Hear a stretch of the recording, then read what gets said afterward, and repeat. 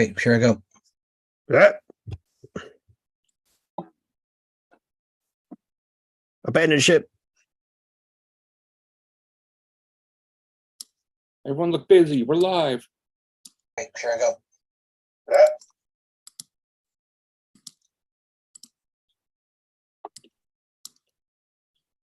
Sharing, All right. sharing the link to watch this live stream. Well, we're doing our thing. That's right. I know we're live because I can hear it. Somebody was echoing. Hey, everybody. Yeah. So we have a couple who are watching. We've already started our stream. This is pretty great. Right. I know we're on because I can hear it. Somebody. Yep. There we go. So I think we got everything. That was too meta. That was me talking about how I could hear it, and then I could hear it. And then you could hear it again. Man, it's so meta. That's just how we run your winning games.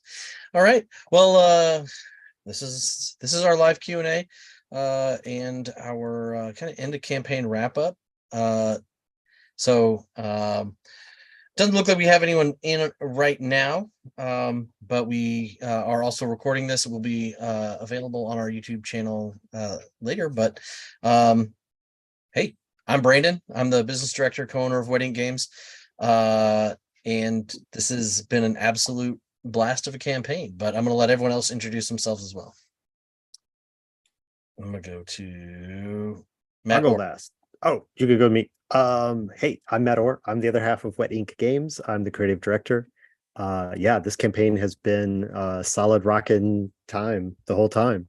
We were talking earlier tonight, like, oh, we're so many away from 50,000, and then I sit down to do this thing, and we're over 50,000. So, like, you guys are, thank you, everybody who's back in the last, you're not too late. You're not too late till you're too late. So you're not too late. Thank you. I'm not too late. That's good to know. That's good to know. You don't have to back it, Dieter. You get it. We'll send you one of these. Oh, fantastic. I'll cancel my pledge. Well, don't do that. Hey, hi, I'm Dieter Zimmerman. I'm one of the writers of this thing. That's all you should do.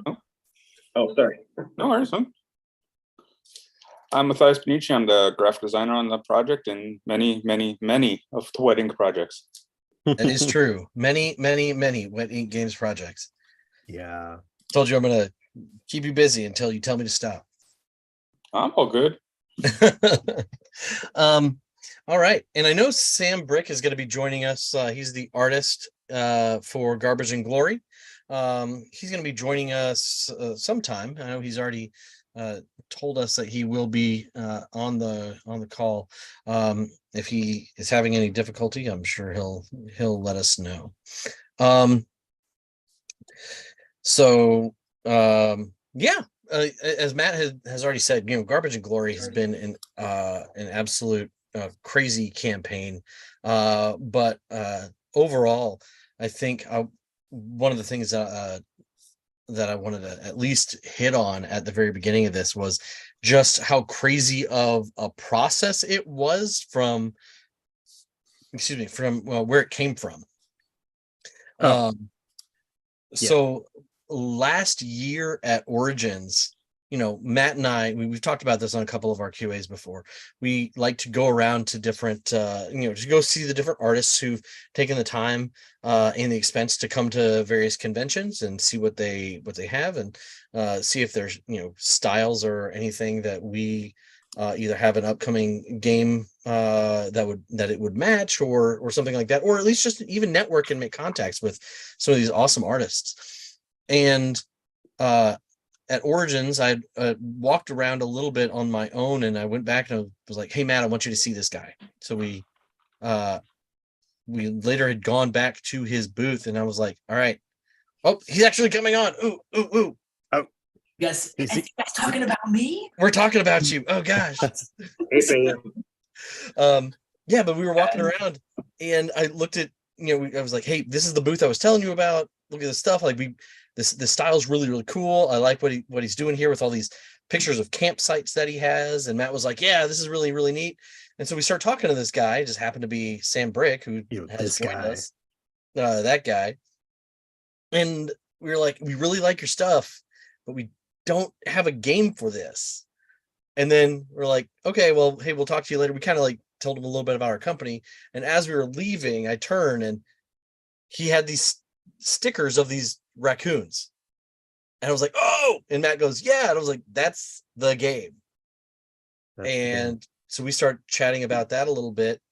I ended up buying the stickers from Sam and went to dinner with Dieter that night and was like, hey, check this out. And I threw them on the table at the bar that we went to. And Dieter was like, I'm working on the game. Yeah. you can't like, tell me no. I'm working on it. Yeah, he's like, I'm working on this game. That's it. I'm working on this game. And so we managed to talk to Sam again later in the convention and after the convention, and came to an agreement, kind of talking about what we were doing. But yeah, Garbage and Glory just spun out of that. The art was so fun and evocative, and it was just so awesome. And I know that you all, the backers, can see that in the art, or I hope you see that in the fun art and everything that Sam has been putting out there. I'm going to share some stuff at the end of the campaign. All of these backers are going to see some of this new art that Sam was giving us today. And so you'll all have something immediately in the last update that you'll be able to see. So yeah. What other thoughts about, like, I guess the process or kind of like how we got here do you guys want to share? I don't know how we got here, so it's just been it just kind of happened. I don't know either. There was no plan. There was no process. It just happened. It just magically happened. Yeah, I didn't really have any idea that anything like this would come of this. I was just these silly little stickers that I probably was kind of thinking, like, I'm probably spending way too much time on these little stickers, but they're fun, and who knows, and never thought I'd get to like be part of building out a whole world around these guys. And I don't know, it was just really cool. Like, I was not expecting that ever. Yeah. Well, so you're sitting there talking about, like, building out a whole world around these guys. And I know, Matt even remember like sitting there at the booth looking at these stickers, and we were seeing just little details that were on each one of these stickers, which, like spawned all of this stuff. I loved the CD that was on the barbarian stickers, like Axe, right? And or like the key ring on the robe of like all these little car keys or whatever. These were great little details. You went hard, man. Thanks, man. Yeah, no, I was kind of like, I couldn't help myself, honestly. Like, I love thinking about that kind of stuff and the little details and ramshackle things and jury-rigged things. And this was, especially building out more of the stuff for this, it was definitely pushing me. Like, I was definitely finding myself, like, literally, I think I told you about this, Matt. Like, I was literally rummaging around a trash can, like, for like what could they use, and like searching through the different drawers. And I got into the raccoon mindset. Yeah, I think one of my favorite little details out of all of it is like the like wizard got, he's obviously got his little paper hat and all that stuff, but like his book that he's holding, like, because it's just slightly off color, you see, like, it says "my spells" and it's upside down, and I'm like, I love this every time I look at it. Oh, thanks. Yeah, I'm probably too proud of that.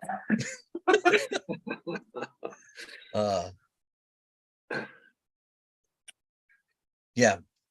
So I guess Matt, from a kind of creative director standpoint of this, what are some of the things that really just I guess ooze out of this project for you? I mean, I think this is like, I don't know. We're kind of trying to. I mean, this was the origins that you describe was last origins, so like last June, and then in September of that year, we went to a convention together, Brandon, and we talked about a bunch of business stuff. It was a long trip there and a long trip back, and so we're there at the convention, and that's when we really planned, you know, September of 2022. That's when we planned out a lot of what's we're trying to get done in this year 2023, and casting the project, right? And of course, Dieter is like, I want to be on it, right? And so, you know, that's like, okay, great, put Dieter on the project, somebody who's excited to do it. And we were casting in that respect the Never Going Home projects that we worked on earlier this year and that are still being finished up, and this one kind of at the same time. So it was like, I mean, I want to give everybody everything, right? But like, it was like the three people who are the most fit to write about the like animal ferocity of raccoons are like Dieter and Corey and Michelle. And so all three of them have written for Never Going Home. So it's like, I can't put any of them on Never Going Home because I've got to put them on this raccoon game because they're the ones who need to write the raccoon game. And so I think that and I think they'd all told me, I think, you know, like Wet Ink has like multiple communication platforms where we talk to like all the people that we've worked with regularly. And so like, there was definitely like a cream of people who were like, let me write raccoons. And, you know, we've added to that list as the with the stretch goal writers and stuff like that. But definitely for the core book, it was the people who were the most excited about it that I'm like, and so like from a creative director standpoint, it's sort of like the hope is that you put these people who are excited to tell the story of like, okay, what does a raccoon that's got a battery acid thing and a colander like what is that adventure story? You know, like, I don't know, you tell me. And so seeing some of the like the ideas that have come in trickling in and we have more to see, but like it is, you know, none of that trust was misplaced, right? As far as like the people who want to tell these stories of, I mean, whether they're describing them as like, you know, tiny furry goblins, or whether they're describing them as like, you know, pure banditry, or, you know, like whatever angle each different writer has on like what makes the raccoon into an adventuring party. You know, there's a lot of room for different angles in this game. Well, exactly. And so like just stepping back and letting people just tell me what they want to write about is sort of been how I've been directing the project, which is, you know, has had pluses and minuses, and you know, maybe I wouldn't, I don't know. It's been a busy year for me. So this is one where it's like every time I see something new from any of the core writers, I'm like, that sounds great. Perfect. We'll stick it in the manuscript. We'll to do the smoothing over of everything so that it gets to that final cohesion yet. But like, no complaints about like adventures that people want to tell, what magic looks like, what crafting with trash looks like, what you know, what the history of this fantasy world and the sort of belief systems that animate the Elysian fields of trash, like all that stuff is just like it's great. And so I don't know if that answered the question, but those are my like thoughts.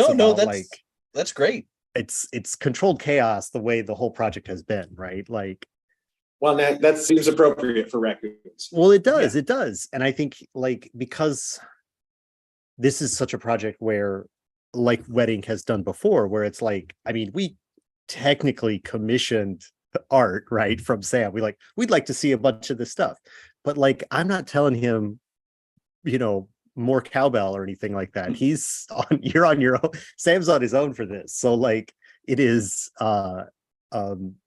flowing from him, right? About like the piece. I don't know if it's been, I don't know how public it's been shared. I think we've maybe shared some of it, but the idea, the like army figure robot people yeah. with I was like about to. I was going to bring that up in a minute. right. I mean, that all came from The bad. that was the bad bad apples, apples. right? They these rotten fruit head like action figure people that are sort of going to play the role of like, you know, you could have a horde of them attack you, or hordes of skeleton. low level Yeah. minions in human form. That's a staple of adventuring parties, and so you have to go through a few, and it's turned out to be very appropriate. This is the summer of Barbie, so like there's some Barbie doll in some of those illustrations, but When I first saw those guys, I thought they were the survivors from Halloween 3.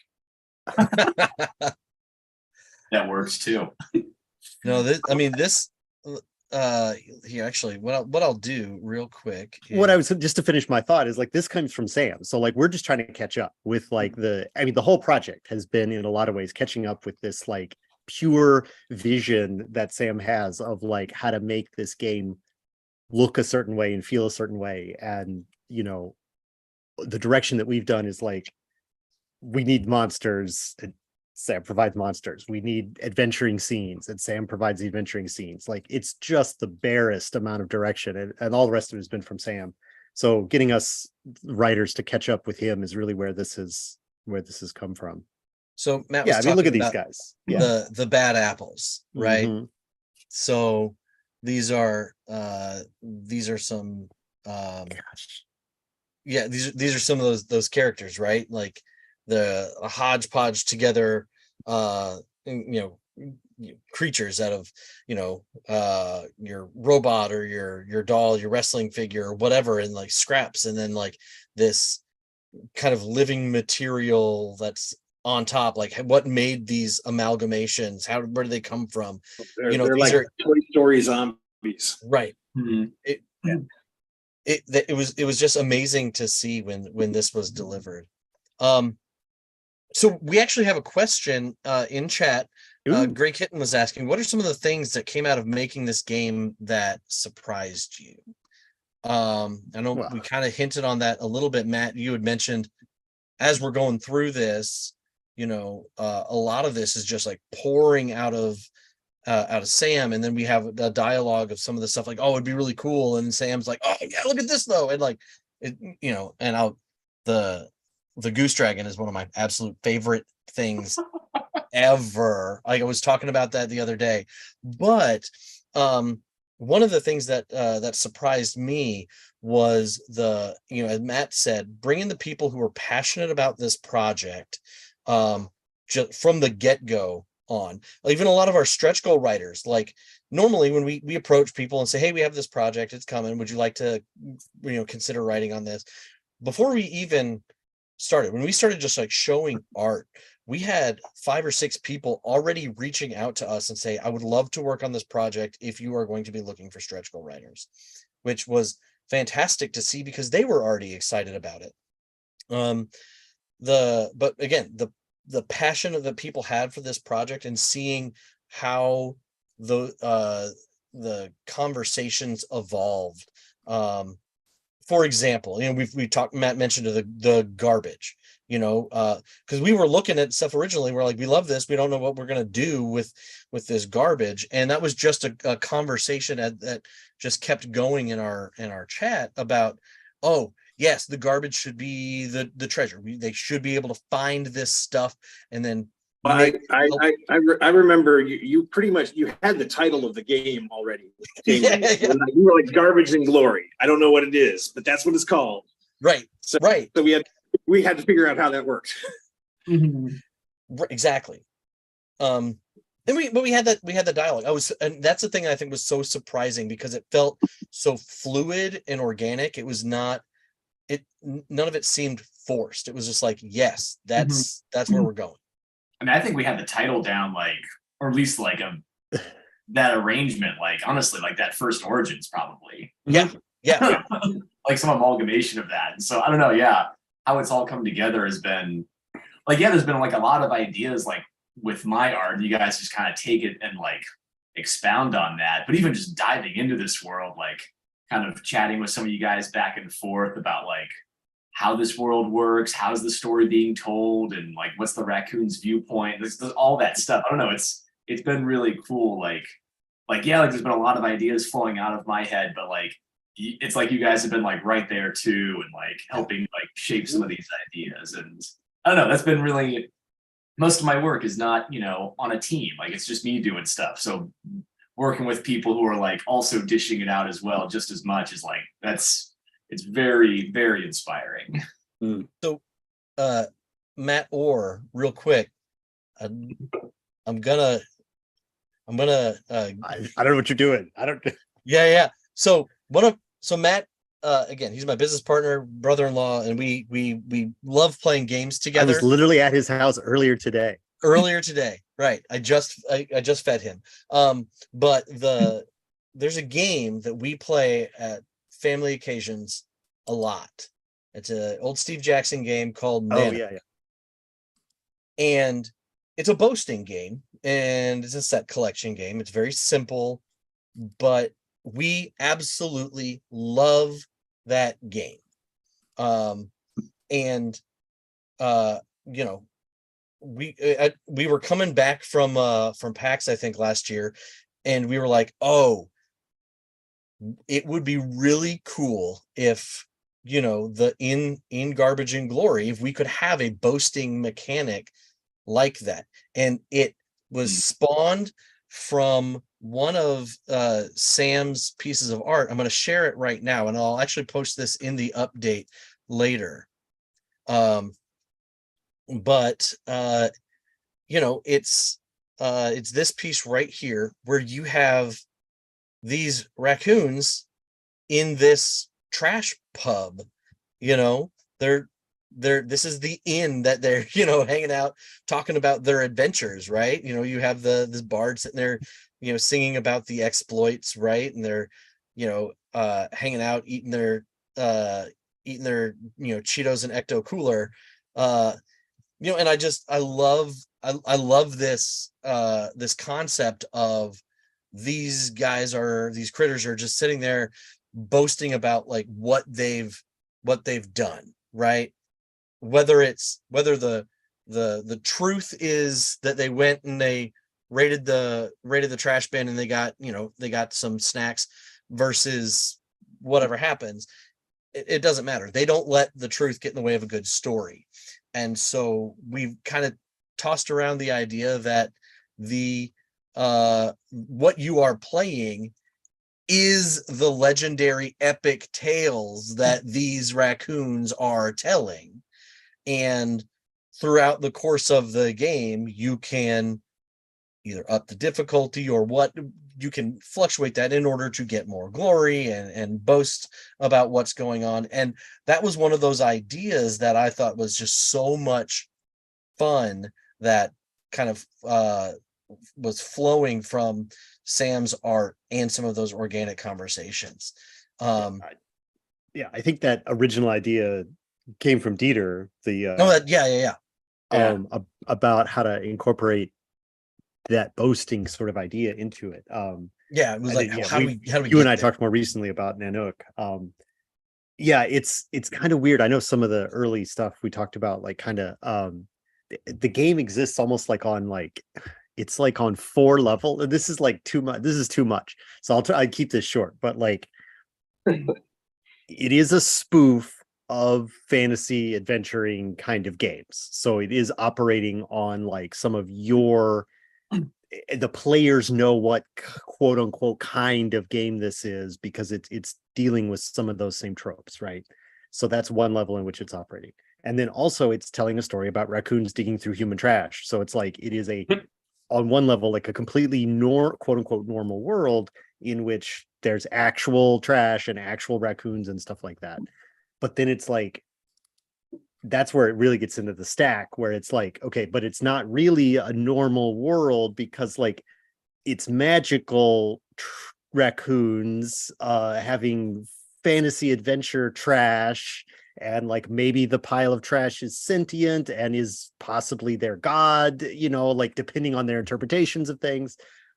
But then there's like the level of beyond that is like, also you're not even doing that adventure now. That was an adventure you had in the past, and now you're telling the adventure of the heightened version of digging through trash. You're not playing the events as they happen to the characters. You're playing the events afterwards in the tavern as they're boasting of the events. Yeah. Right. So it's like it on one level, it's raccoons having fun adventures. That's all you need to know.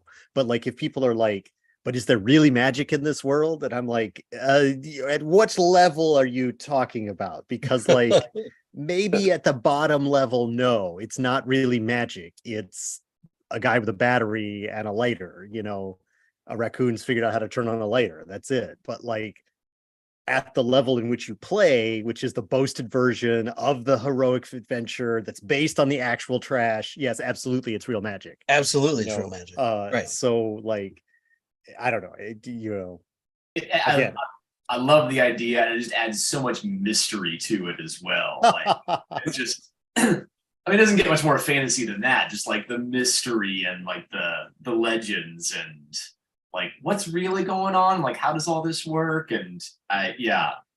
I mean, it's like, don't think about it too hard. It's like all of that. I mean, and you could talk about Appendix N till the the seas run dry, Dieter. But like, it is sort of like those cities, like and the way it's described. Like, I always think about, there's a guy that I know that just is obsessed with the story where a gorilla, it's a Conan story where a gorilla has been convinced that it's a wizard, and so like it jumps out at Conan and is like in a wizard costume, but then it like starts choking him because it's a gorilla and it's just wearing a wizard costume, and Conan has to fight it. And like, after this guy pointed out how ridiculous that is, I think about it all the time. I'm like, that is so ridiculous, and yet it's like perfectly acceptable within the realm of like a Conan story. Right. That like there's somebody enchanted a gorilla to like dress in a wizard costume and guard his wizard tower, and then Conan has to go fight this thing. And it's like, well, of course that's just what you do. Like, as far as the gorilla is concerned, he's casting magic missile. Right. Sure. It's magic missile. It just happens to look like gorilla fists. Yeah. I also kind of think of Force damage. It's force damage. I don't know if you guys are familiar with like 40K at all. Yeah. But it's like the space orcs and like how all their technology works. Oh, yeah. Like, and there's like lore bits where like Imperial scientists like capture the orc equipment, and they're studying it, and they're like, this shouldn't work. Like, this isn't a cool machine. Like, this shouldn't work, and yet they make it work because they believe it should work. Right. And so I love that about the orcs. Like, half the stuff the raccoons are wielding, it's like, yeah, that wouldn't work, but they make it work because they believe it should. They're like, no, that's right. Sure. That's what they use. I got one of the cards we printed up here and I'm looking at the rogue equivalent has the safety scissors. It's like, you couldn't stab someone with safety scissors, and the raccoon's like, watch me, like it's challenge accepted. I get a crit bonus with these safety scissors. We actually have a good question in the chat. Jeffrey O'Keefe, thanks for the questions, everyone. I did a couple of them. I went on and put some answers in the chat already. But Jeffrey, he says, as someone that comes from D&D and has no experience with +1 games, how well will the knowledge translate? I'm going to do a very high level real quick from a mechanic standpoint.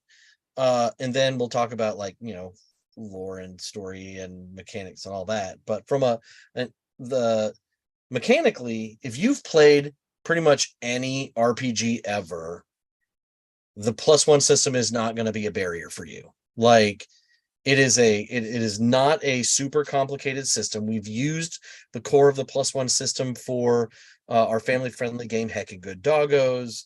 You're making dice pools, all right? So your skill determines how many dice you start with. Your base attributes for your character determine how many times you can mess with that dice pool. So can you add a die? Can you buy a skill you don't have? Can you manipulate a die roll after the fact by either adding pips or re-rolling? Like and that's pretty much the core of the system. It's that simple. We add different flavors for each one of our games using the cards. In this case, we're using the cards for the garbage and kind of that boasting element we talked about with Glory. But other than that, like if you've played D&D, this is not going to be a challenge for you mechanically. And from there are analog archetypes that you can possibly see on the Kickstarter page. And I'm going to let the other guys talk about this for now, but from a mechanic standpoint, this is not going to be a challenge. Yeah, do you want to say anything about that, Dieter? You live in D20 land a lot. No, the +1 system is pretty easy to learn. Like it maybe reads a little different the first time you read through it, but it is not as complicated as it looks, for sure. Once you sit down and actually play it, it is so simple. So much of D&D is rolling a D20 and comparing the difficulty class or the armor class, which is the difficulty class for that attack. But roll or +1 works broadly similarly. You'll get a target number. You have to get that number of successes. Very, very roughly, like 2 or 3 is easy, 4 or 5 is hard. Beyond 5 successes on a roll is getting pretty difficult. And that shifts and changes based on all kinds of stuff. And so you trying to make enough dice that you can roll for successes, 5 and 6 being success, is that's what the game's about. And you're doing that with your attributes directly. You're not adding a bonus. So it is very different, obviously, mechanically. You're not rolling a D20 and comparing it to a difficulty class. You are, and possibly adding a bonus. You are, like Brandon said, you've got some manipulation of your dice pool to do, but ultimately still you're comparing, like, can I get 3 successes on this roll? Can I get 4 successes out of these 5 dice? That kind of comparison of probabilities and stuff like that is what you're trying to line up. And your Glory is going to be able to be with the +1. You'll do all of our games, you kind of can spend a card, you can spend your resources to kind of continue to bump that up a little bit. So if you've got a situation where you really need to succeed, but your applicable attribute, you really need to bluff your way past this rat patrol, and you're just not, your smarts isn't the highest, but you got to do the roll. You can burn some of the resource cards to add some of those +1 effects as well, whether that's just straight up buying a die, buying your reroll, that kind of stuff. Obviously it costs you those resources, but that's sort of the storytelling of the game, is like, what are you willing to give up to get what you need to do? You can almost always give up something else to get there with the +1 system. Not always, but often. And so it's that narrative, it's invitation to narrate how willing you are to go after the thing. And the garbage of the Glory puts a little bit more of a spin on it too. Like if you think your target number is going to be too easy, you can voluntarily up your difficulty before you roll to get some glory out of it. There were 4 bad apples there, not 2. Silly. Love it. One of the things that I also kind of really enjoy from our conversations about it is, like, as you kind of go through the game, you complete an adventure or whatever, like, you like the idea of like adding titles to your character, right? So man, we've talked about the multiple layers of this game, and it might be because my kids are in the next room watching Bob's Burgers right now. But there are a couple of episodes of Bob's Burgers where they have raccoons living in the alley behind their restaurant. Yeah. And Linda, the mom in the show, has a soap opera in her mind of what's going on with these raccoons. And so it's like you have Little King, what are the names? It's like Little King Trashmouth, El Diablo, Big Baby Pudding Snatcher, and Gary are the names of the raccoons. And she has this whole story going on that like she's making up with all of this drama, and it's just raccoons eating trash. And I'm like, yes, like I want to play the raccoon that is Trashmouth, that becomes Little King Trashmouth, which will later become Little King Trashmouth, the slayer of the can, all of this stuff. It just gets better and better. Anyway, I it's hilarious to me that Yeah, raccoons I just mean, do- I've been I known have to a question. Can I ask a question? no, yes, Yeah, Okay, I won't. No, so the stretch goals here, like you were talking about the stretch goal writers, even most of them were on board like right away, being super excited about it and everything. But most of these people are people that I'm not familiar with. Can you Yeah. tell me about some of these people? sure. Uh, so so some of these people, like, again, have been around the industry for quite some time, doing all kinds of stuff. But if we talked about it a little bit in some of our updates, but these first two stretch goals, these first two stretch goals are like Bridget Winter is the creator of Psychic Trash Detectives, which is another kind of alley animal RPG where you have to use actual trash and figure out what mystery is being solved using your animal psychic powers, which is so great. And Chris Sellers, the next stretch goal writer, is the creator of Raccoon Sky Pirates, the indie RPG Raccoon Sky Pirates. Matt actually brought this up. I when did you mean, when did you hatch this little idea? I don't know. But it was great. I was like, we should read. We're not the first people to do a raccoon-based game, a raccoon-inspired game. So I was like, we should get some of these other people who've done these raccoon games on board. And so, Bridget and Chris were the two people who, we thought had a compatible game, and also said yes to us. Like it wasn't. We did not contact every person who's ever done a raccoon game, but these two were definitely ones that, like, if you're already writing an indie RPG about raccoons, like, write a little bit more for this one. Bringing in your own sensibilities. So we're stoked to have them both on board as the first two stretch goals for this project. And I know Chris in particular, because Raccoon Sky Pirates is their game, they're looking to add some like airship stuff to, they want to add airships, like some sort of airship something to the game is kind of the pitch for them. So it's like, yes, please, magic dirigibles made out of trash. Like, I'm for it. I'm all for it. So whether I'm that's excited to try it. I'm looking forward yeah. to that.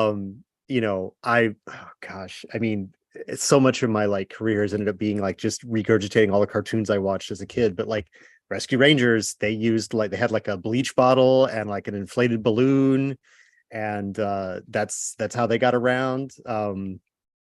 So what was that? I forget what they even called that thing, but so that's It wasn't the Ranger Wing. The Ranger Wing was the Ranger Wing was like the jet that they had in later seasons. Like, I don't remember. It may just been the Ranger Flyer. I don't know. But anyway, yeah, it's that kind of stuff. That cobbled together trash airship thing is like, yeah, hook me up with that. That's the nostalgia hit that apparently I want, is more more gadget hacksaw and her crazy inventions. So a couple of these other backers, Nicole Give me Hack Amato Wrench. is, or I'm sorry, stretch goal writers. Nicole Amato is just an excellent person, great creator. Actually sends me the occasional picture of her cat's toe beans. So definitely on board with the animal content. Richard Ruane just won an Emmy this year for Moonlight on Roseville Beach. Is an excellent creator, and we hope to be working with Richard a lot more in the future. Brandon Ayton is me. Haha. Stuck in there. Yeah, I was gonna say you wrote the list. You just put yourself on there if you want. Right. Kiana Shaw has done some just amazing stuff. I think The safety toolkit yeah. is Kiana is part of the team that created that, and has just been all over the place doing some amazing Yeah, I think amazing Archon City of Neon Daylight was a rule-less setting guide to a cyberpunk city called Archon, and that was published by our pals at Metal Weave Games. So Kiana worked on that. So that was last year, I think that came out. So Danny Quach is a newcomer to our to Wedding Games, but I've been following Danny's work ever since he was doing board game reviews on with tangentially with the Dice Tower, and Danny has been involved in the gaming community in all kinds of different ways, from a organizer and supporter of the BIPOC Lounge at Gen Con this year, doing amazing actual plays and panel discussions, and is doing a lot more game writing. I'm so excited that Danny's able to be on this, and he shared with me some of the ideas that he wants to have for the game, which I'm really stoked about. Steffi Devon, she's worked with Liz Tripratical a lot with Angry Hamster games. Steffi has been involved like everywhere. Like sometimes you'll just open up a book and you're like, what? Of course she's on this team. What was the one that she had just did with Liz? Oh gosh, I don't remember the name of it, but it was like this entire the entire game takes place in like this fleshy city. God, what is the name of it? Oh, I don't know. Fleshy City. I mean, they worked on all the witch stuff, the witch and the afterlife and all that kind of stuff, but I don't know Flesh City. That sounds awful and wonderful. No, it's fantastic, and I can't remember the name of it. Just fell right out of my brain. Anyway, Steffi's great. She's also worked on Never Going Home with us before. Josh Heek he worked with us at Gen Con this year. He's done stuff for Ninth Level Game, for Mazes. He's also done work. He wrote the Adventure in Psychic Kids. He wasn't in Heckin' Good Doggos, Psychic Kids. Did I say Heckin' Good Doggos? No, I did. I thought he was in it. Yep. No. He wrote for Psychic Kids. JD Kennedy, gosh, what hasn't Kennedy been in?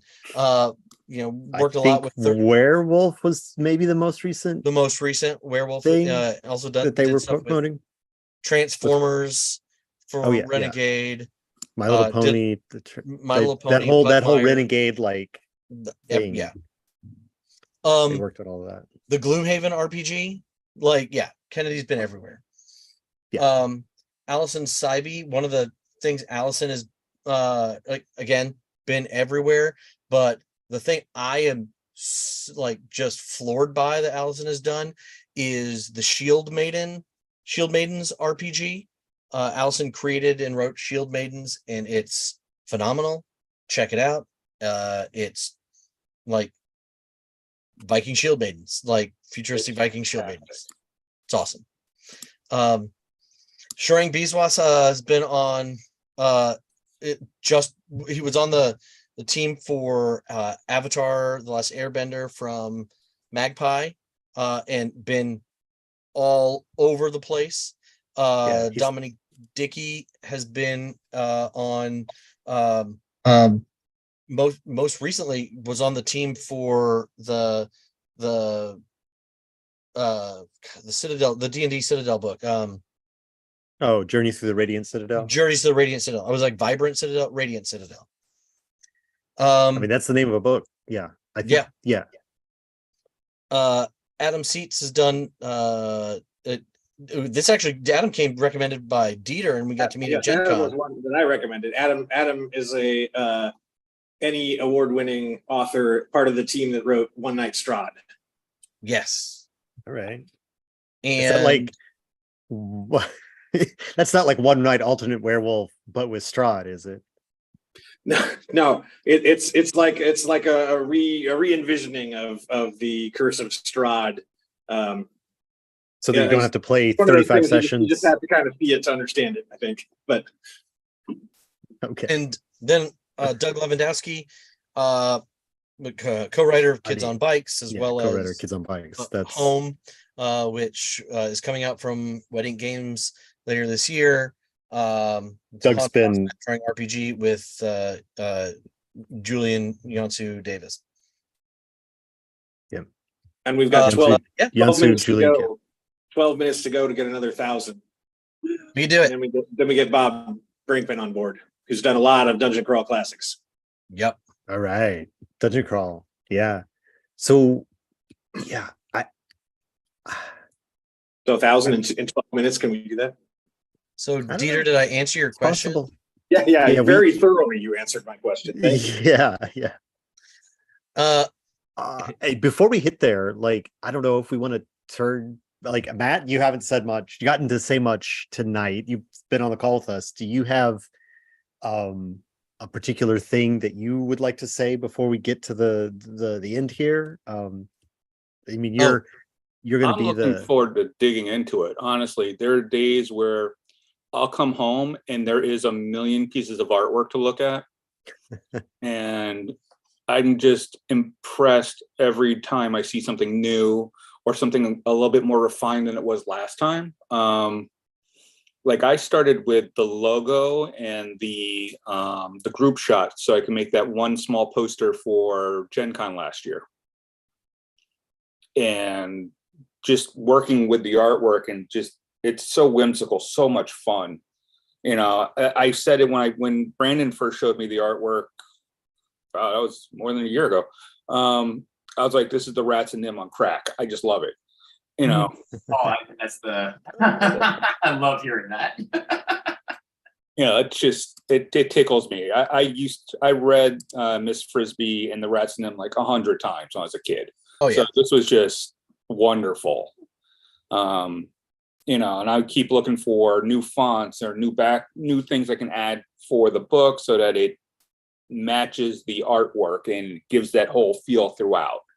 I'm the guy who works on everything after all this, so I don't really have a lot to say before I start. You know? well, right, but I will say, you know, but you're here. Matt, you had asked, you know, hey, is there anything that you want to say, Matt? I was like, oh, I want to say thank you to Matthias for making everything that we do look great.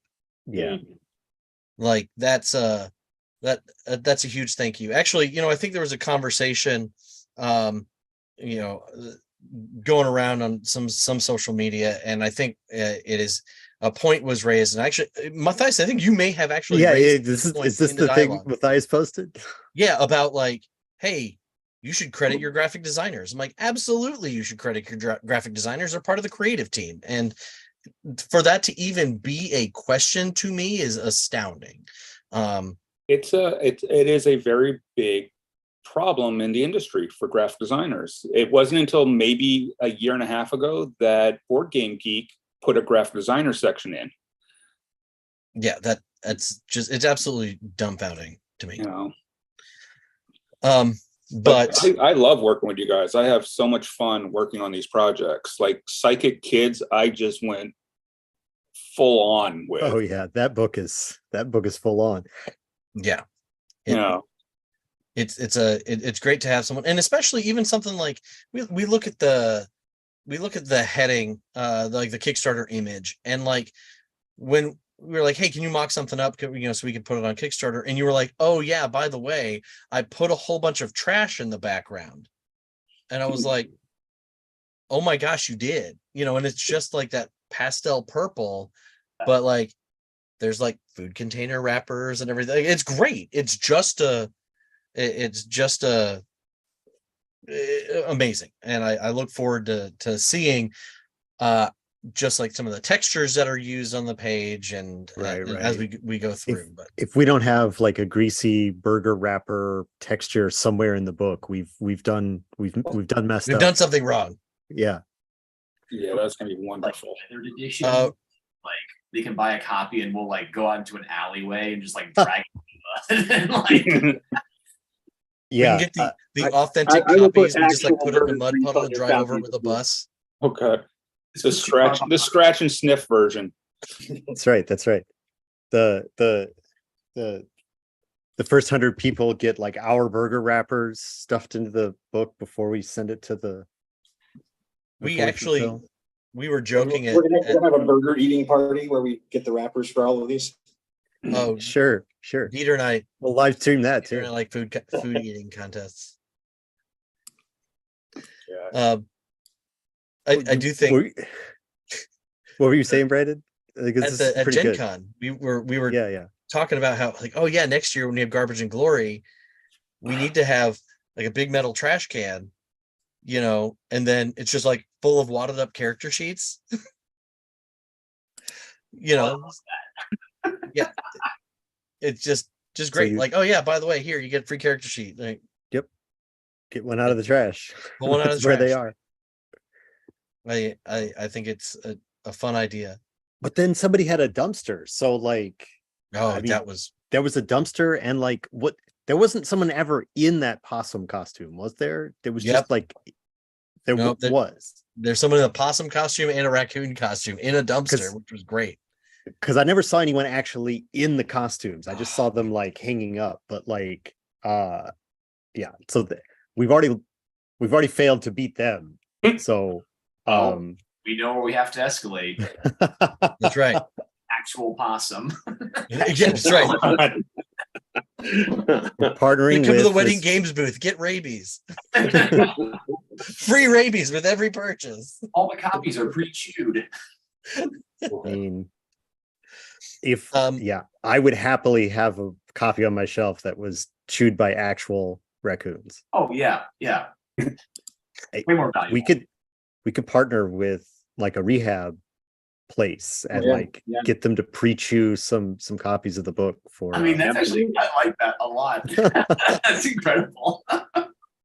I do want to point out, and in the chat we were talking about like, hey, some additional game content, and someone had Raggedy Man said, "Trash mechs, please."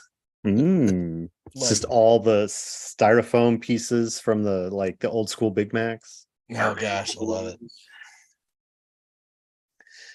Just do a Mad Max version where they're all using augmented big wheels. They're all using big wheels. Yeah. Oh my gosh. And you got like 12 of them on, you got 12 of them on like each big wheel. Oh my gosh. Don't care. I want to. So bad. Oh, that's so metal. That is a great idea. That's so plastic. Quick, someone write that down.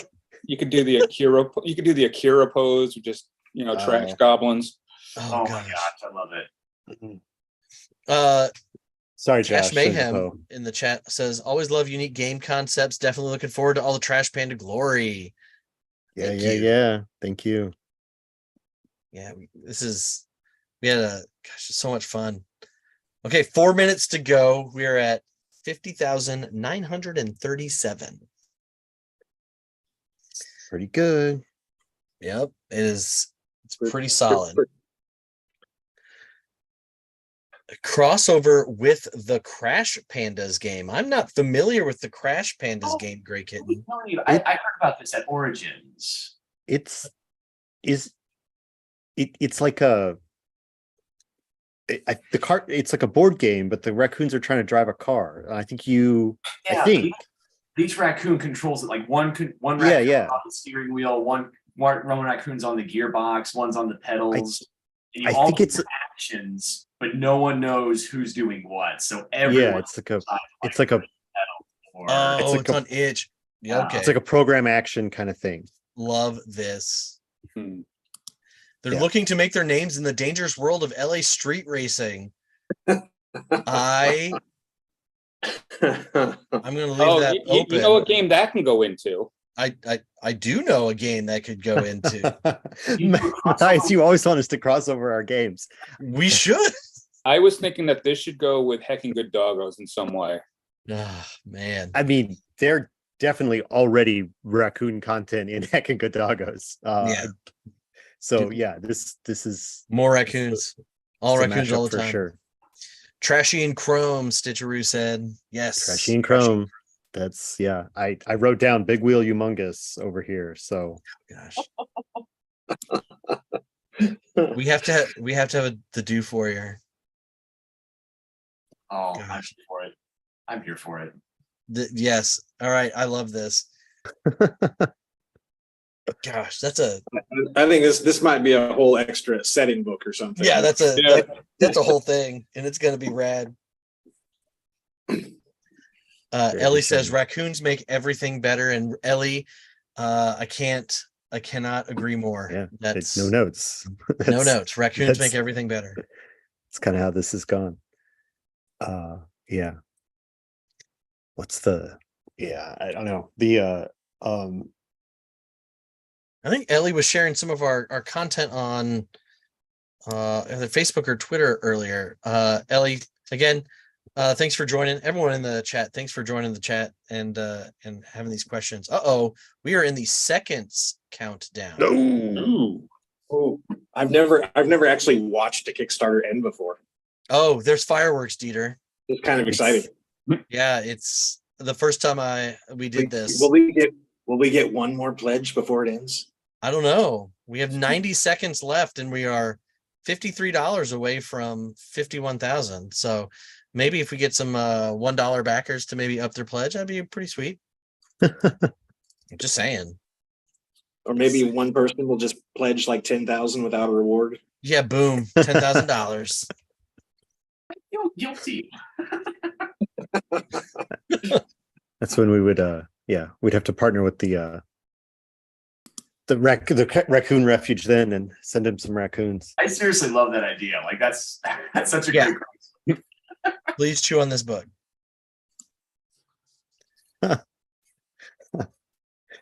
Yep, Ellie said she was a day one pledge. Has been telling all friends to back you. Thank you so much, Ellie. I'd seen the shares, seen the comments. So thank you again. All right, and just a note, we will be staying on after after it ends to. We got another pledge. We did get another pledge. We are $3 away from. Oh wow! 21. But we'll be staying on to answer more questions. So if you have any questions, please put them in the chat. Oh, we're so close. 9, 8, 7. Actually, 3, 2, 1. Fireworks. There it is. Now, it says 50,997. That's confetti. That's confetti. That's not fireworks. Oh, well, I'm going to say it's fireworks that are full of. It's garbage, Dieter. It's all garbage. One way or another, it's all garbage. Once it hits that floor. I'm sure the confetti's flammable. 1,413 backers. Thank you. So that's a lot of backers. That's a lot of backers. It's a lot of backers. It is. Seriously, thank you so much for the support. This is awesome. This is great. We're gonna get some excellent content out there from some of the best writers and creators in the industry. Garbage and Glory is going to be hella fun. Sam is continuously cranking out amazing art. And you've given us a lot to think about when talking about Trashy and Chrome. I'm trying. Oh, and the tattoo. Oh, that's Oh, right. and the tattoo. Actually, it's going to be multiple tattoos, Sam. I believe Josh Heek, Nicole Amato, and me are going to get Oh, Garbage and Glory tattoos. Wait, I haven't heard about this yet. Tattoo. All tattoos, man. A Matt. rescue nail and some Sharpies, and I'll do it. Oh, it's gonna be great. We do have a couple of more comments. Zeb Krepp says, congratulations. Thanks, Zeb. Stitcheroo, thanks for making more non-human protagonist RPG content. Stitcheroo, I'm just going to point out, that's kind of in our wheelhouse. We didn't intend to be pigeonholed, but our first game was Wild Skies, anthropomorphic diesel punk in the skies over Western Europe. It's a great game. It's a lot of fun. We also have Heckin' Good Doggos. Again, you play dogs doing dog stuff, Garbage and Glory, and there may be some more stuff coming down the pipe. So stay tuned for 2 more Wet Ink games. We announced dragons, right? What was that? We announced dragons, right? I mean, that's out there. Yeah. Yes. I'm sorry. I was like, what dragons? What are you talking about? Yes. Dragons. We're going to do dragons in the We future. are going to do dragons. We're going to do a game tentatively titled Precious Little Things about playing little dragons and your little hordes. It's going to be great. Yep. Cash Mayhem says, same, posting groups Discord left and right. Sure, they're sick of them by now, but they love the game. They'll love the game just as much as Cashman. Oh, that's in response to Ellie sharing everything. Gray Kitten, this was great. When we were talking about confetti and fireworks, says, to you it's confetti, but raccoons it's fireworks. Love that. Hey. That's how you play the game. Ellie said, oh, Ellie is in Louisville. Great. That's another awesome Louisville connection. Says, if you're looking for a good tattoo artist in Louisville, I have some recommendations. Me too. We can definitely talk about that, Ellie. Michael Shannon, love seeing the confetti blasting at the Kickstarter campaign page. What was that? Are you from Louisville? Yes. I've never seen you there. Dieter. That is a running joke because Dieter literally lives on my street, but we only see each other at conventions. So yes. So right now we have 17 people in the chat watching the video. If you have any questions or any comments, please chime in. Again, I'm floored by the amount of support for this concept in this game. It's always good to see as a producer of games and a creator of games to see an idea kind of like spark based on the excellent art, and then just watch it grow legs and run. It's amazing to see, and for people to, again, not only to believe in Wet Ink as a company, but to really believe in a project. It's humbling, and it's just really cool to see. Yeah, it's I don't know. It's been a long year, I guess. We've done this is our third crowdfunding of the year. We've got a lot of projects on the go still. Obviously, Home is still finishing up. We've been promoting Cessna Citadel because it came out last year, but it's winning awards this year. Where Psychic Kids is like at about the point where fulfillment is pretty close to happening. We had a few copies at Gen Con, but we're going to be sending that out soon. Never Going Home is still in process. And now this one is still, we've got the money. We got some more art to do. There's some more, rules to nail down, like all that stitching together of all the great ideas, and then obviously the stretch goals. There's so much to do. We've been so busy, and it is just it's. So I say all that because like I kind of want to hide behind like, oh, all we did was like throw Sam out there and his great art and like that's it, like it's quote unquote easy to hide behind like some great ideas when you've got like such, I mean, whether you want the game or not based on like the cover image, right? Like it's raccoons doing adventure stuff. That's the complete pitch, and like whether you want it. But then it's and so huge team. Well, yeah, but what I'm saying is that like it's now on it's I feel the pressure of like meeting those expectations, right? Like meeting the standards that we've kind of invented for ourselves, I guess. And doing that throughout this year and seeing, Heck and Good Doggos have the, people come to the table and they see it and they're excited for it. And Sesson Citadel win an award because we encouraged Charlie and Alex to do it. And then, we're working on Never Going Home, and some of the early feedback from some of those manuscripts is great. And there's a little way to go to get there. And then, I mean, I think we're going to do it. I think we're going to do it, everybody. But it is, it's, I mean, we're committed to doing it now. Well, I know, of course. But it's just encouraging to see the support for what we're doing, right? It's so easy for me, I'll just speak for me, right? It's so easy for me to be like, I've got a manuscript in front of me. I know it's got holes in it. I know they need to be patched, but I've got to also answer emails today, and I've got to mow my yard, and there's so many competing things, and it's so easy to focus on that like narrow part that I'm working on at any one time and just feel like it's all a disaster.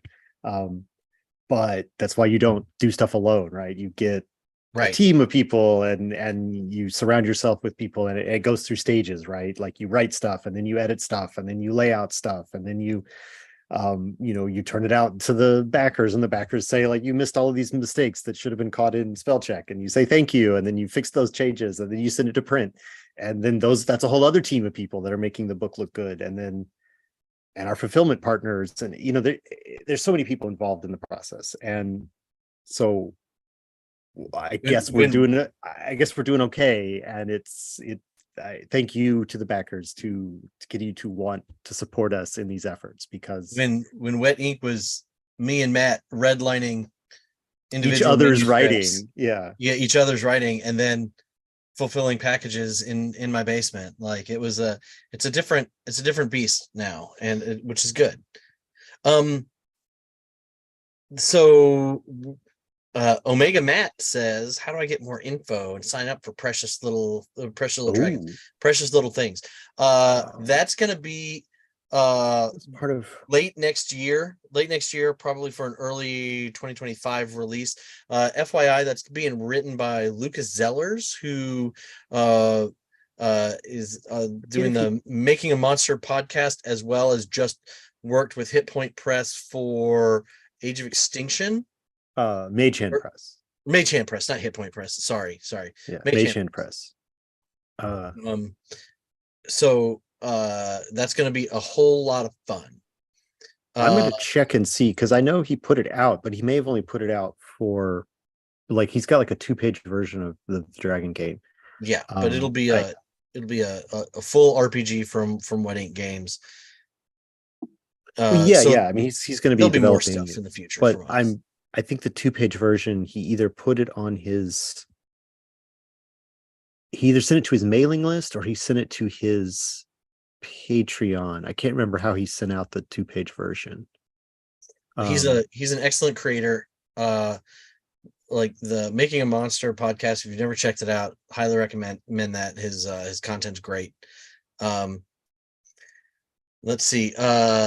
Joshua Williams said, not gonna lie, I backed immediately, had no idea what the game was going to be, but the art and name had me hooked. Great. That, it's doing its job. Like Ellie said, like, well, if there are typos, blame raccoons. So Yes. yeah, no need to edit it. Yeah, Honestly, add that's my add favorite. more typos. That's You might need to that's reverse a- edit. Like this is yeah, too yeah, correct. yeah. Too I- clean. That's right. I This like game this was idea. created by a million raccoons sitting at typewriters. I love it. I it's just, again, it's humbling to see this, and I'm really excited to see just how this goes. We look at some of our games, like Never Going Home. That was our first big success, and Never Going Home is still, we love having it at conventions. It's a eldritch horror in the trenches of World War One. A lot of people really like it, and again, it kind of kicked off our, like, we've always been an art forward company, but that was like, we worked with Charles Ferguson Avery, we worked with Charlie. He's done all the art for 10 books for that. And when Sam came by our booth at that first Gen Con, after we kind of told him kind of what we did, we showed him Never Going Home and all of the books. We said, this is what we like to do, is find an artist, or occasionally a small team, but usually an artist, to say, this is the game line, and let's run with it. So if Garbage and Glory becomes more than a single book in the future, if we go down this rabbit hole, like, as long as Sam is up for it, there'll be more awesome raccoon art. It'll still be awesome, it'll still be goofy, and it's that theme is there, because that's what you want.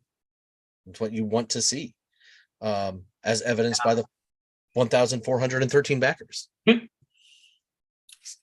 Yeah, I'm down. I won't be able to help myself. There may be times where it's like, yeah, I probably shouldn't do this anymore, but I'm going to. I can't stop. I probably shouldn't do this, but yeah, here it comes. I love it.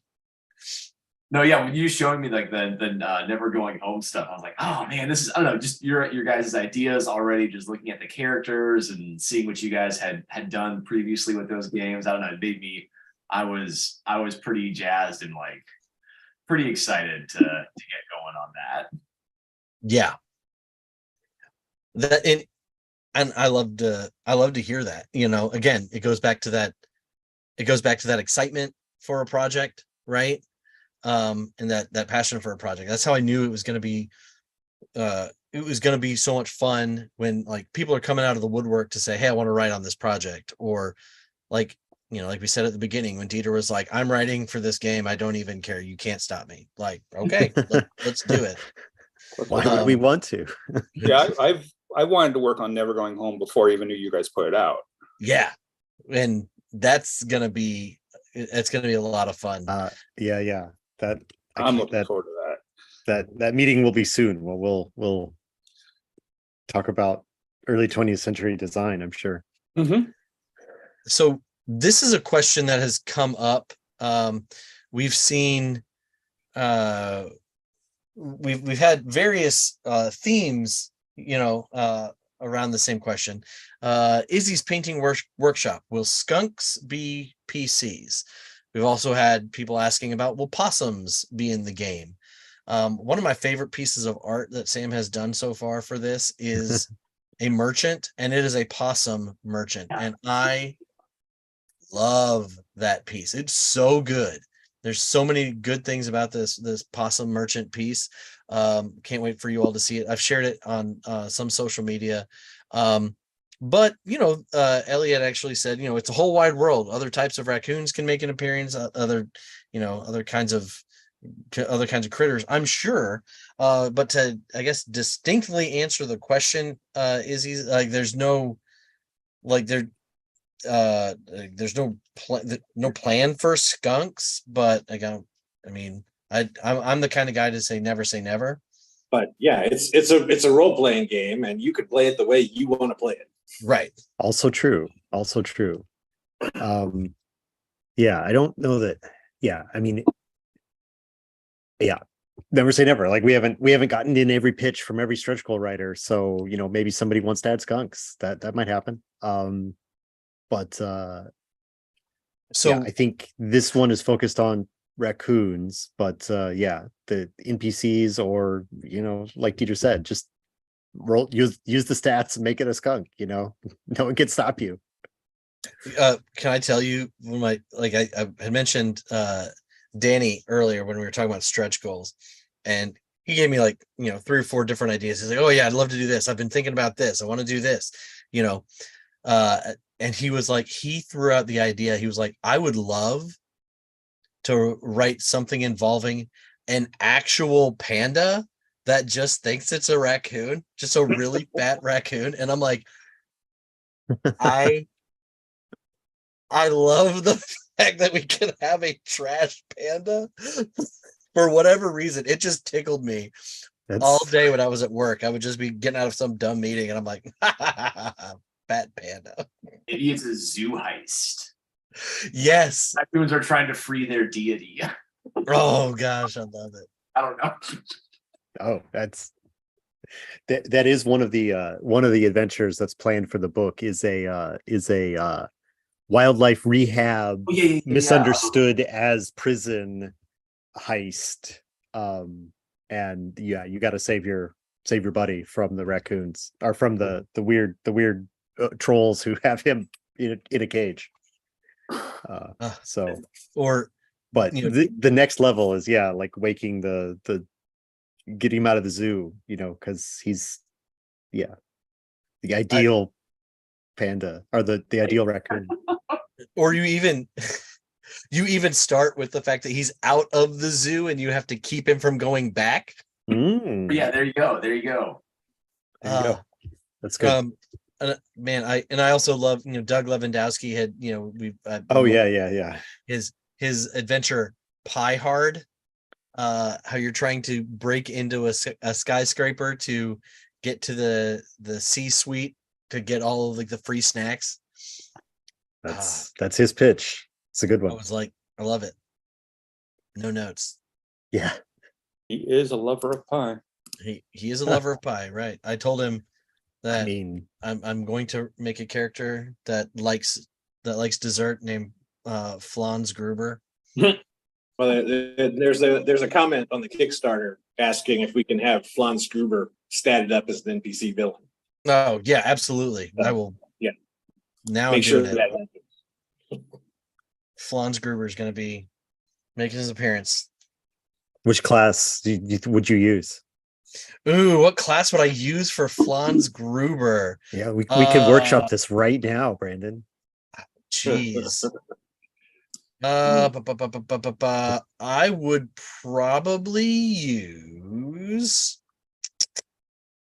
would probably use unreliable narrator.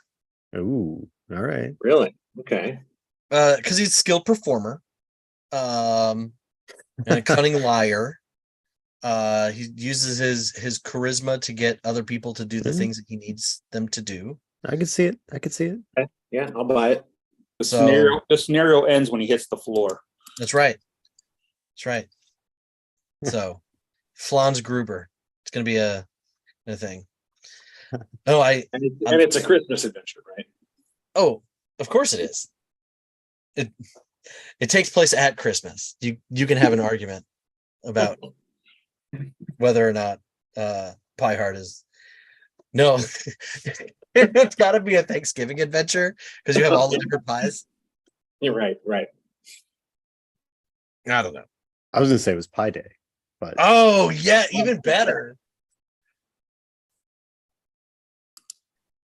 All right, this is getting ridiculous, but if we're not going to lean into it, what are we doing? This started ridiculous. We're making a game about raccoons. Oh, so one thing I do want to point out is, we've had a bunch of people, around like asking, like, okay, well, hey, you have Homecoming out, Psychic Kids and Never Going Home are in development. Garbage and Glory is in development, and one of the things that we do at Wet Ink is we have multiple teams working on different projects at the same time. We have various things going on. One of the things which I'm really excited about that's going to be really working later this year, and we'll be seeing a lot more of that in the near future.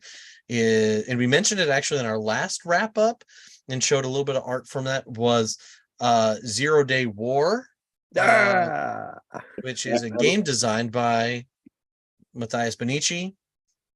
It's going to be our first foray into kind of the card game / board game space. So What's that with No, it's the second one. We did Xing Shu.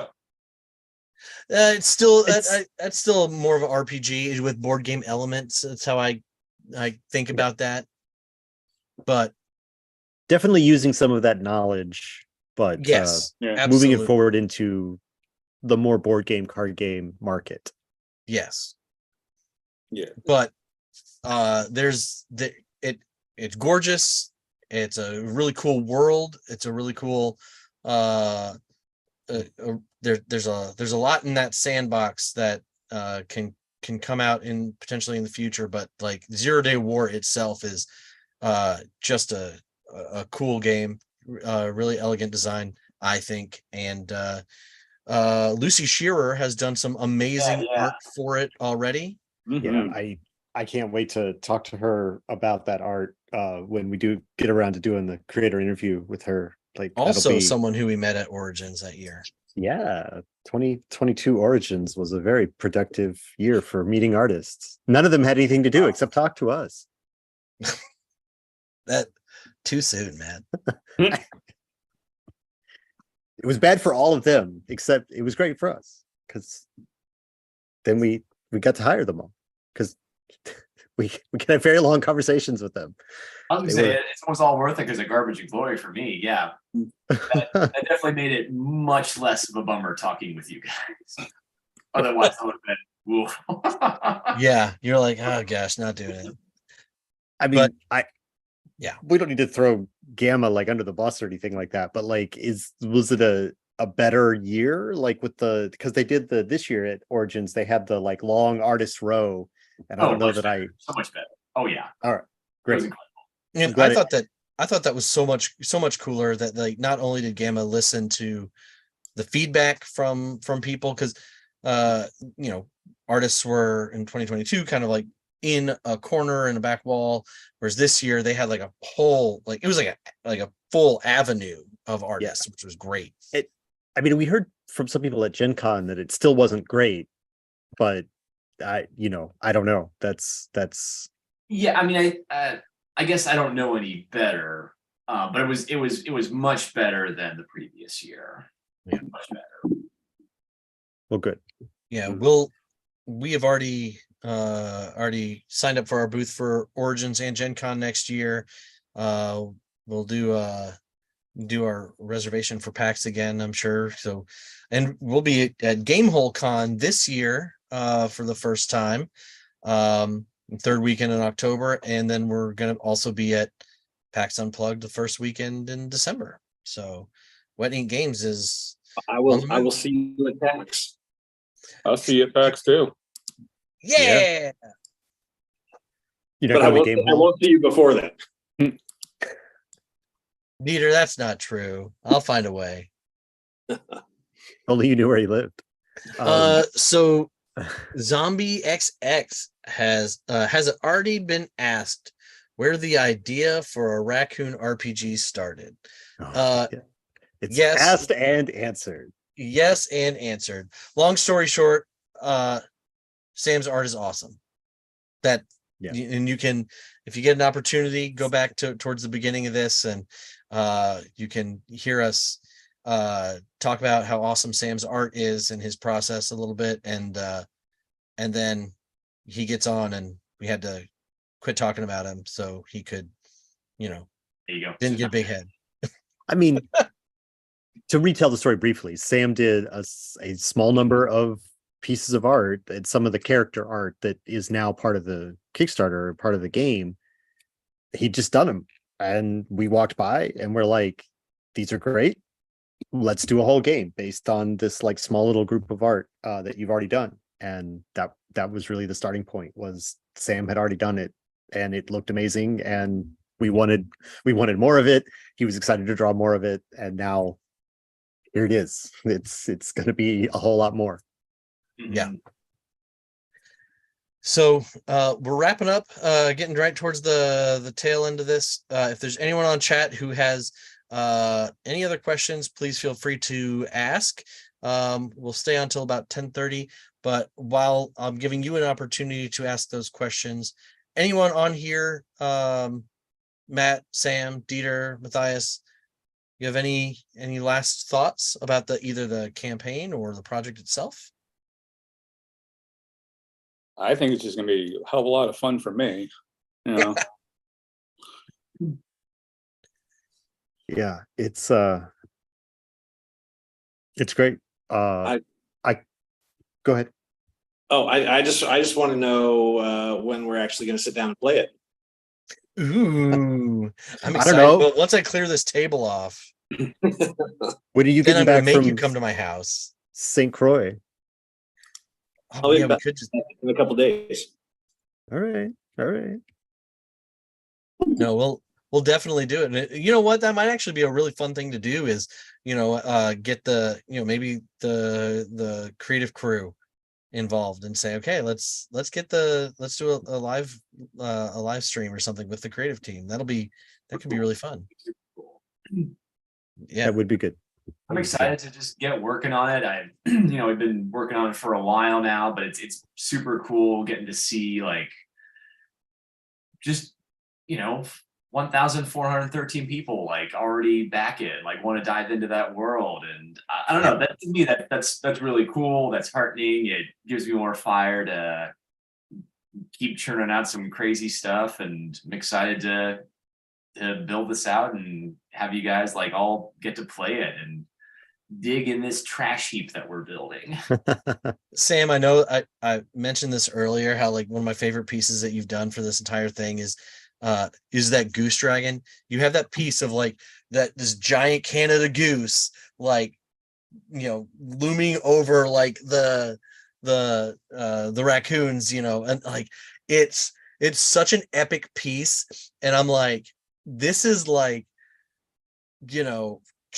I could just see this on a big banner or something, and it's such an awesome piece, and I'm like, I can't wait to see this like painted up and in totally epic fashion. It reminded me of just a big goose. Covering. It's just a really big goose. It's a really big angry goose, and I'm like, I love this. That's the sticker decal for the stairs at Gen Con next year. That'd be amazing. I did want to say, I don't know how much it cost you for each riser. Like how many risers do we need? So Zombie said, hey, I love tabletop RPGs. My wife does not, but I showed her this one. She's super pumped to try it out. Thank you all. I'm extremely excited. We love to hear that. As a creator and producer, I love to see ways to get people who are not gamers into the gaming space. Plus One being a system which is easy and accessible to bring kids into the space with like games like this or games like Heckin' Good Doggos. These are things which really make me happy. I want to see people who are either like gaming adjacent to be brought into the hobby, or even people who are just like really cool art and maybe want to sit down and see what this is all about, especially as gaming becomes more mainstream. I know I can speak for myself, maybe for more than one person on this call, but like when I was a kid, gaming was a nerdy hobby, and now it is becoming something that the cool kids do. And I want not just the cool kids to do it, and I don't want to gatekeep it just for nerdy kids. I want everyone to be able to play games and tell the stories that they want to tell. So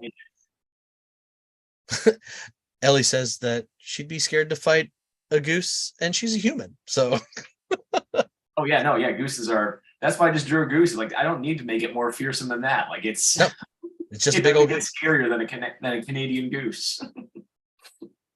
peace was never an option.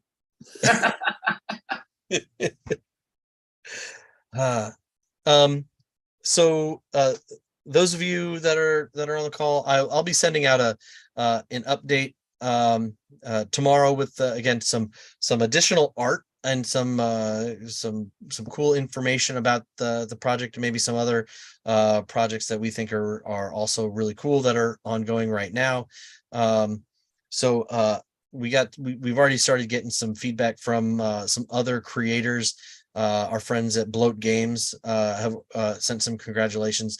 If you haven't checked them out, Eric Bloat at Bloat Games is putting out some really cool OSR stuff, and doing a lot of really cool, fun stuff coming soon.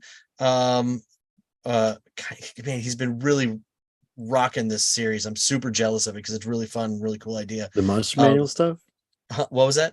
The Monster Manual stuff that he's been doing, all or- of those monster manuals based on like the old like 8-bit video game system monsters and stuff. I'm like, they're so fun. They're really cool, and I know he's going to be doing some more stuff with artist Phil Stone, who's putting out some really fun stuff for a horror game Eric has coming out in the future about the 1950s, kind of like drive-in theater, sock hop kind of stuff, and it's going to be really cool.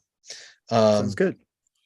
Yeah, and some more stuff coming out from some other projects, but there's another project that I worked on, actually. The Kickstarter starts on Tuesday.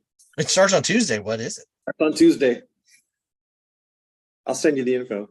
You send me the info and I'll put it in our stuff, put it in our announcement. All right. Does anyone have anything else?